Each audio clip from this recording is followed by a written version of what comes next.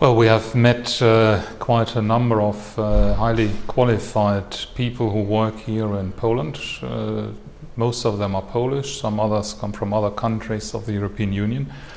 Everyone has specific experience and specific knowledge to contribute to the discussions.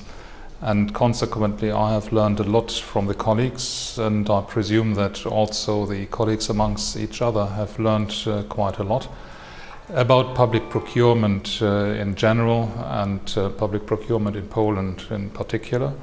And therefore I think it's a very positive exercise, and I'm confident that we will be able to contribute to improvement of the situation for everybody concerned. Well, obviously as a lawyer you tend to separate the award procedure from the contract of execution of the works. But I personally feel here it's a combination of all of these things, that it's one system where you have both the award procedure and the contract conditions creating the same kind of effect in practice. So far as I have understood, the contract conditions deviate from standard conditions that FIEC has developed over tens of years based on experience. And that creates a bad equilibrium of the contract. But obviously contract conditions is one side, the other side is how that is being put into practice.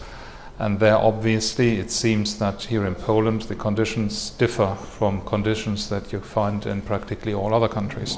But I have the impression that our joint work has been taken into consideration by the Polish authorities, whether it is the joint actions that we have organized as a group, or also the joint action of the 6 ambassadors who have written that letter to your Vice Prime Minister. So I have the impression that what we do achieves a little bit of progress, but obviously when I hear the reports from the colleagues, it's not yet the state that we want to achieve.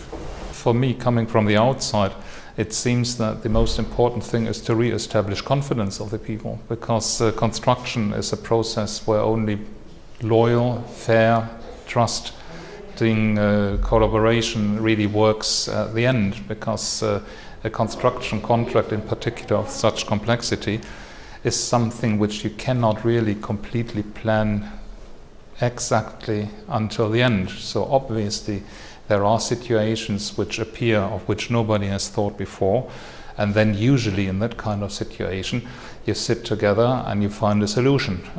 But if on the other hand someone only waves with a contract and doesn't wish to speak on any detail, then it becomes very difficult, and that is what I consider the extraordinary situation here in Poland.